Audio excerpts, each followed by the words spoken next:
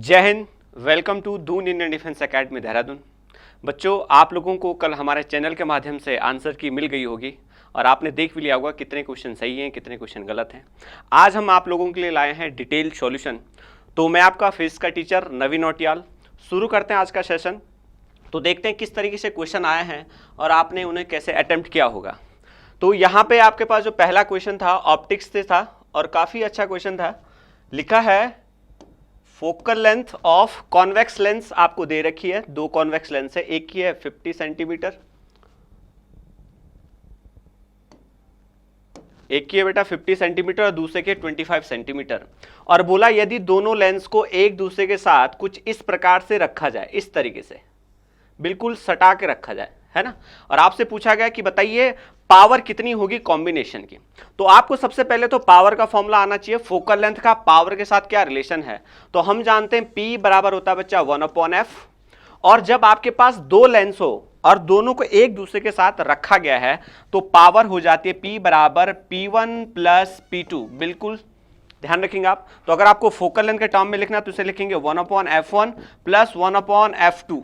अब यहां पे प्रॉब्लम क्या है कि यहां पे आपको फोकल लेंथ सेंटीमीटर में दे रखी है और यहां पे जो आंसर है वो एसआई में है, यानी कि डायोप्टर जो यूनिट है पावर की वो एसआई में यूनिट होगी। तो सबसे पहले तो आपको फोकल लेंथ को किस में कन्वर्ट करना है, मीटर में, फिर आपका आंसर आएगा। तो देखिए 1/50 यानी कि हम लिख सकते हैं 50/100, ये हो जाएगा आपका मीटर में। फिर 1/25 और इसको 100 से फिर से डिवाइड कर जाएंगे तो हो जाएगा मीटर में। 100 बच्चा ऊपर चला जाएगा तो यानी कि ये हो जाएगा 100 divided by 50 plus 100 divided by 25 और 100 डिवाइडेड बाई 50 कितना होगा 2 और ये हो जाएगा 4 विच इज 6।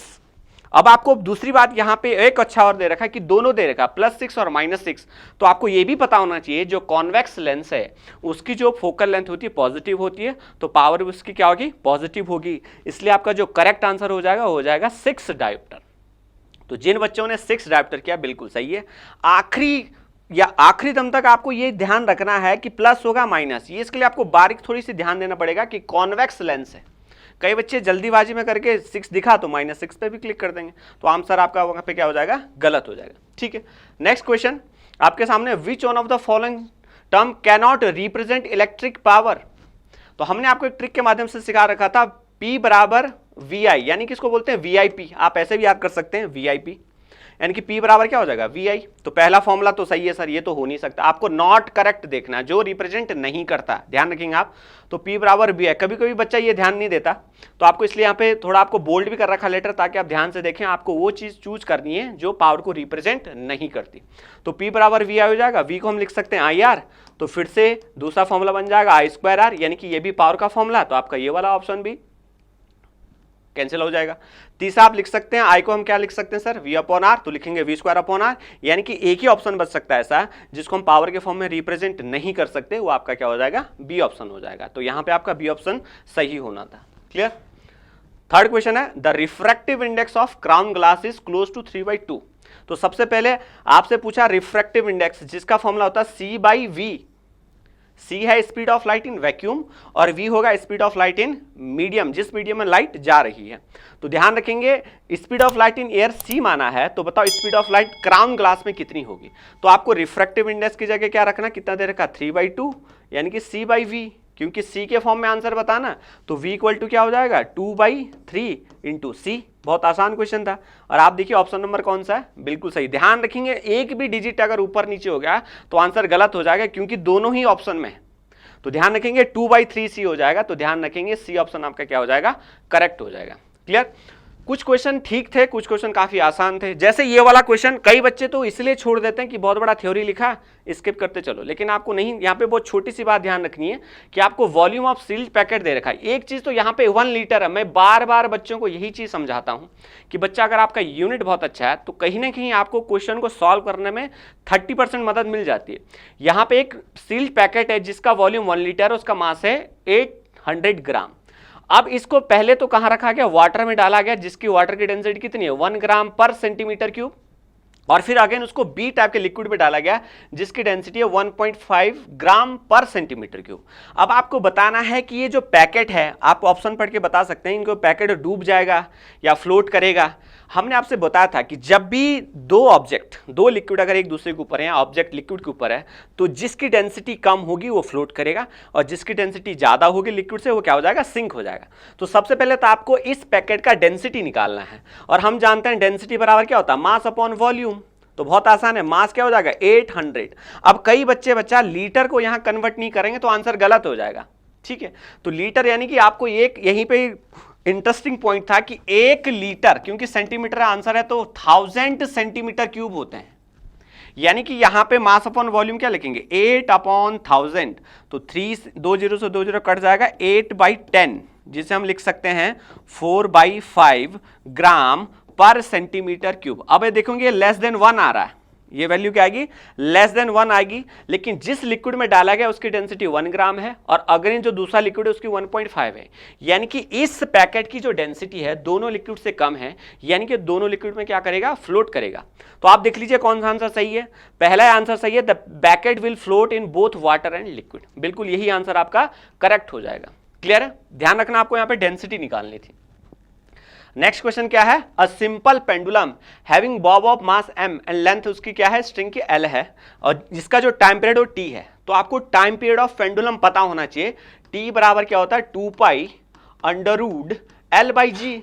यहां पे g क्या होगा, ग्रेविटेशन एक्सेलरेशन होगा और l क्या हो जाएगा, लेंथ ऑफ बॉब हो जाएगा। अब बोला है कि if the mass of the Bob is double and the length of the string is half, length of string क्या कर दिया बेटा, हाफ कर दिया है, ठीक है ना। तो आपको बोला गया टाइम पीरियड कितना हो जाएगा, नया टाइम पीरियड की बात कर। अब देखो यहां पे जानबूझ के एग्जामिनर मास ऑफ बॉब दिया है ताकि बच्चा थोड़ा बहुत कंफ्यूजन तो रखे दिमाग में, लेकिन आप देखेंगे फॉर्मूले के हिसाब से मास पे डिपेंड नहीं करेगा। तो आप देखेंगे टी बराबर जो नया टाइम पीरियड होगा 2π, एल को क्या कर दिया, हाफ कर दिया, इनटू में क्या आ जाएगा जी, जिसको अगर हम थोड़ा सा अरेंज करें तो ऐसा लिख सकते हैं 2π√L/g। अब आप देखेंगे ये इनिशियल टाइम पीरियड था, 2π√L/g इनिशियल टाइम पीरियड था, तो जो नया टाइम पीरियड आएगा t डैश बराबर हो जाएगा t/√2। तो आंसर आप देख सकते हैं आपके सामने, आंसर नंबर कौन सा है, बी आपका क्या हो जाएगा, करेक्ट आंसर हो जाएगा, ठीक है। Next question, in which of the following device the light energy converted into electrical energy. बहुत अच्छा क्वेश्चन है। अब आप जानते हैं आपका जो लाइट एमिटिंग डायोड है ये क्या करता है, आपके जो डायोड होते हैं वो क्या करते हैं, लाइट एनर्जी को बनाते हैं, कन्वर्ट नहीं करते।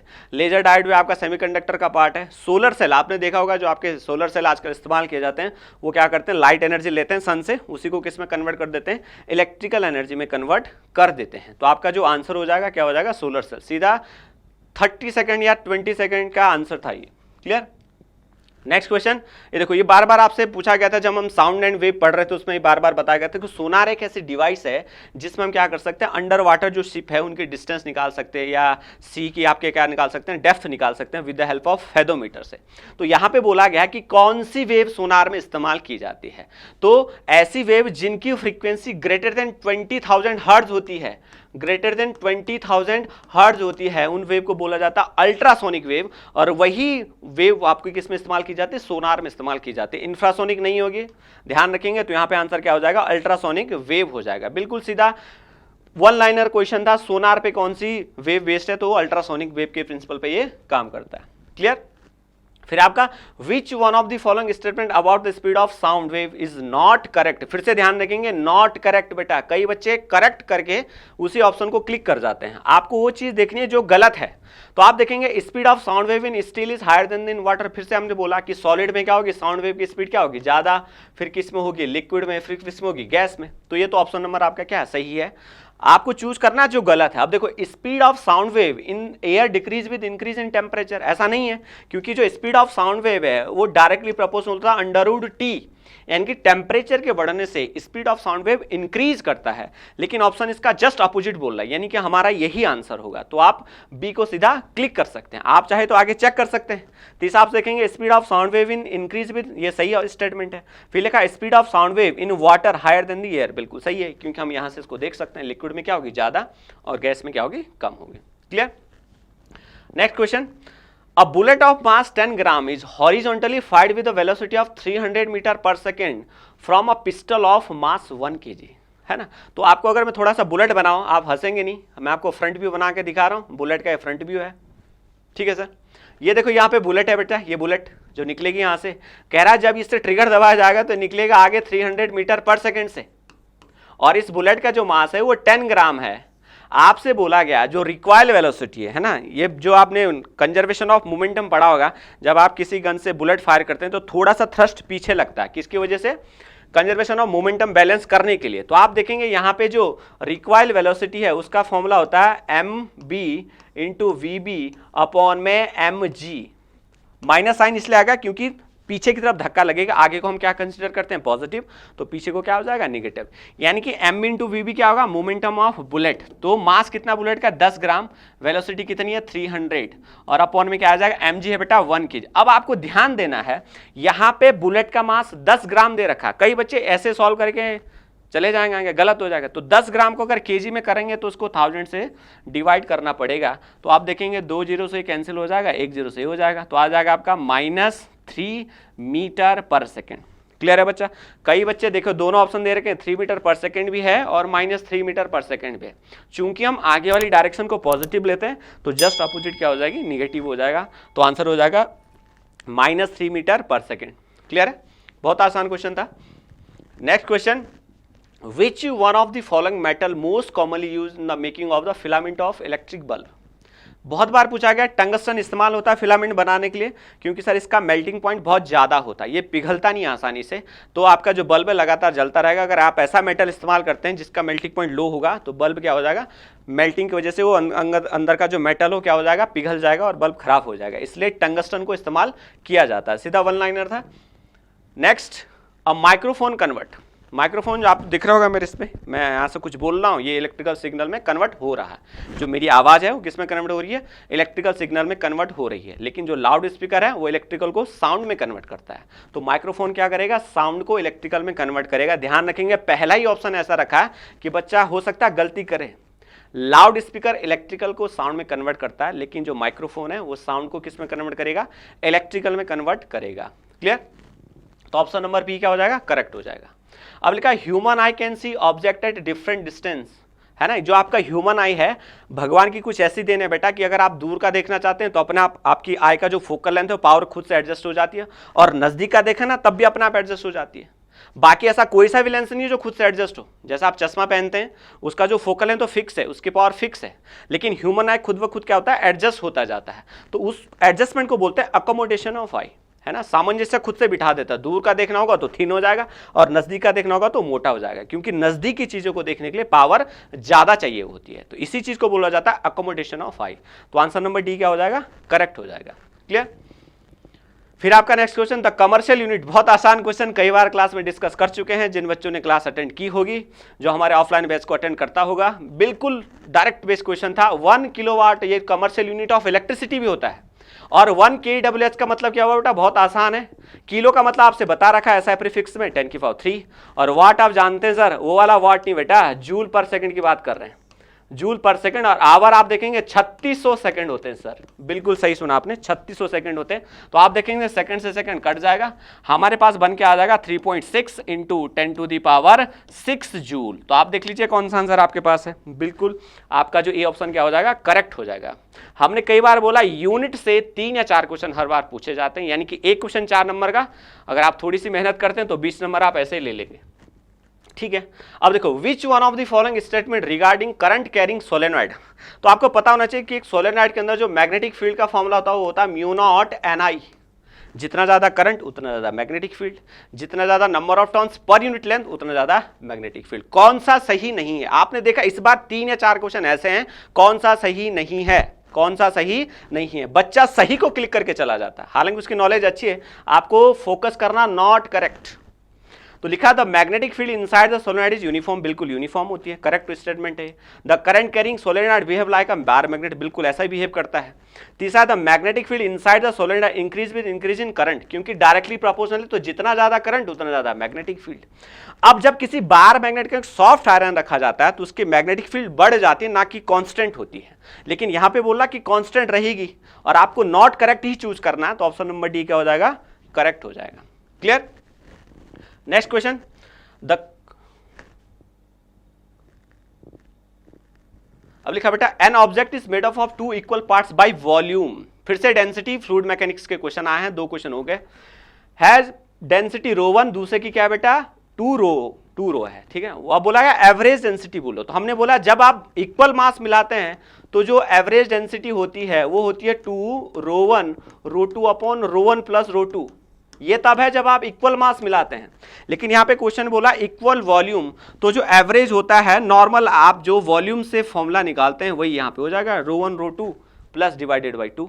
अब यहाँ पे पहला रो क्या है बेटा ρ1 है और दूसरा क्या है 2 रो, नीचे में क्या आ जाएगा 2 है ना, तो 3/2 रो नॉट आ जाएगा, ठीक है। आप देखेंगे 2 रो प्लस रो 3, तो 3/2 रो नॉट आ जाएगा। ध्यान रखेंगे बाय वॉल्यूम लिखा है ना, बाय वॉल्यूम में आप नॉर्मल एवरेज लेंगे, लेकिन जब बाय मास की बात करेगा तो आपको इस तरीके से सॉल्व करना होगा। क्लियर? अगर बाय मास देता थोड़ा थोड़ा अच्छा। अब प्रेशर कुकर कुक्स फूड फास्टर, यहाँ पे कई बच्चों ने गलती की होगी, क्योंकि जानते तो हैं कि प्रेशर कुकर में खाना जल्दी पकता है, लेकिन रीजन क्या है, फिजिक्स के पॉइंट ऑफ व्यू से क्या कारण है कि प्रेशर कुकर में खाना जल्दी पकता है ना। तो आप बोलेंगे सर प्रेशर बढ़ जाता है, प्रेशर बढ़ने से होता क्या है, तो आप देखेंगे जब आप प्रेशर कुकर में खाना जल्दी पकाते हैं तो पानी का जो बॉइलिंग पॉइंट है वो बढ़ जाता है। इसका मतलब नहीं आएगा समझ में, हम बताते हैं। सपोज करो आपका वाटर 100 डिग्री सेल्सियस पे उबल रहा है, ठीक है। अगर आप प्रेशर कुकर का ढक्कन लगाते हैं तो पानी वही 120 पे उबलेगा सर। अब जिस दाल को आदत है 100 डिग्री पे पिघलने की, 120 पे सोचो आप कितना पिघल जाएगा वो। इसलिए खाना आपका क्या जल्दी पक जाता है, क्योंकि बॉइलिंग पॉइंट ऑफ वाटर बढ़ जाता है, ना कि डिक्रीज होता है। ध्यान रखेंगे आप, बॉइलिंग पॉइंट ऑफ वाटर बढ़ जाएगा, जैसे पहाड़ों में बॉइलिंग पॉइंट ऑफ वाटर घट जाता है, इसलिए वहां खाना देरी से पकता है। तो जितना ज्यादा बॉइलिंग पॉइंट ऑफ वाटर बढ़ेगा उतना जल्दी आपका खाना पक जाएगा। तो ध्यान रखेंगे, पहला ऑप्शन करेक्ट था इसका। अब देखो which one of the following wavelength corresponding to the wavelength of X ray. अभी आपको याद करना पड़ेगा, थोड़ी बहुत चीजें आपको याद करनी पड़ेंगी। तो जो एक्सरे का जो रेंज है वो है 0.1 नैनोमीटर से 10 नैनोमीटर तक एक्सरे की वेवलेंथ हो सकती है। बहुत छोटी वेवलेंथ होती है लेकिन फ्रीक्वेंसी बहुत ज्यादा होती है ना।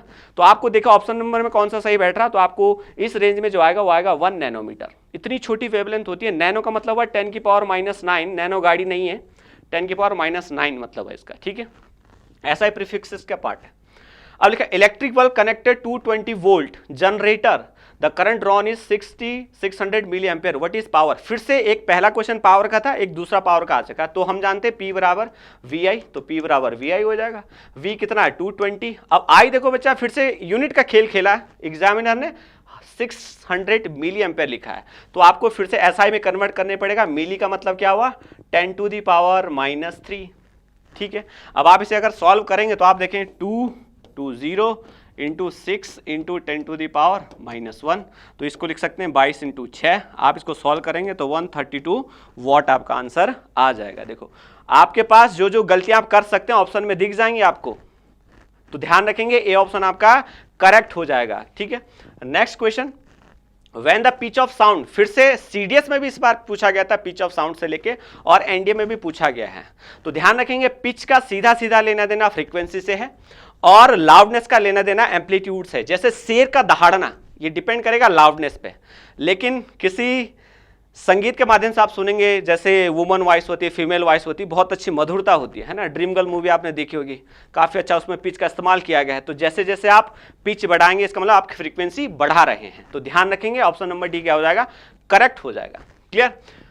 Next question, what is the nature of velocity time graph. फिर से बहुत आसान मैकेनिक्स का पार्ट है। Nature of velocity time graph VT की बात कर रहा है और बोला गया यूनिफॉर्म एक्सेलरेशन, यानी कि जब भी वेलोसिटी टाइम ग्राफ, यूनिफॉर्म का मतलब है स्ट्रेट लाइन ऐसी जाएगी। कई बच्चे गलती समझ लेते हैं ऐसा स्ट्रेट लाइन, ये गलत नहीं है, ये आपका बोला जाएगा पैरेलल टू टाइम एक्सिस, इसको स्ट्रेट लाइन नहीं बोला जाएगा। कई बच्चे क्रॉस क्वेश्चन करते हैं सर ये भी तो स्ट्रेट है, नाम है ग्राफ का parallel to the time axis और इसका नाम है स्ट्रेट लाइन ग्राफ। तो ध्यान रखेंगे जब आपका एक्सेलरेशन यूनिफॉर्म होगा इसका मतलब VT ग्राफ क्या जाएगा, स्ट्रेट लाइन जाएगा। जानबूझ के एक्सपोनेंशियली भी दिया है, पैराबोला भी दिया है, क्योंकि ST ग्राफ पैराबोला होता है। फिर से बता दें ST ग्राफ, बच्चा कई चीजें रट के चला जाता है तो हो सकता है जल्दीबाजी में गलती करे, इसलिए ये ऑप्शन पैराबोला भी रखा है। तो यहां पे VT की बात हो रही है तो आपका आंसर क्या हो जाएगा, स्ट्रेट लाइन हो जाएगा। तो ये थे बच्चे आपके 25 क्वेश्चन सॉरी। अब लास्ट क्वेश्चन है, the amplitude of sound wave is measured in the unit of. Amplitude क्या है, maximum displacement by wave vibration है ना, ये जो है ये मैक्सिमम डिस्प्लेसमेंट है। मेजर तो किया जाएगा डिस्टेंस के माध्यम से ही, स्पीड नहीं हो सकता, प्रेशर नहीं हो सकता, टाइम नहीं हो सकता, तो एम्पलीट्यूड क्या है, डिस्टेंस ही है। तो ऑप्शन नंबर बी क्या हो जाएगा आपका, करेक्ट हो जाएगा। क्लियर। फिर आपका a current of 0.6 ampere, electricity से एक तीसरा क्वेश्चन ध्यान रखेंगे, दो पहले हो चुके हैं, तीसरा क्वेश्चन है करंट आपको आई की वैल्यू कितनी दे रखी है, 0.6 एम्पीयर दे रखी है, drawn by electric bulb of 10 minute, यानी कि आपको टाइम दे रखा है 10 मिनट, है ना। यहां से आपसे पूछा गया सर चार्ज की वैल्यू पूछी गई, तो हम जानते हैं चार्ज बराबर क्या होता है, आई। आपसे कई बार बोला इंफॉर्मेशन टेक्नोलॉजी के नाम से याद नहीं करना, Q बराबर IT। आई का वैल्यू आपको कितना दे रखा है, 0.6, और T देखोगे 10 मिनट दे रखा है। यहां पे SI में बात करेंगे तो सेकंड में जरूर कन्वर्ट करेंगे आप इसे। Clear sir. तो 0.6 को लिख सकते हैं 6/10, ये होगा 10 और ये हो जाएगा 60, तो 10 से 10 मर जाएगा, 16 × 6 आप जानते हैं 360 कूलम आपका आंसर आ जाएगा। ध्यान रखेंगे यूनिट पे बेस्ड 6 क्वेश्चन इस बार, तो कुल मिला के पहले ही चैप्टर से आपके 24 नंबर।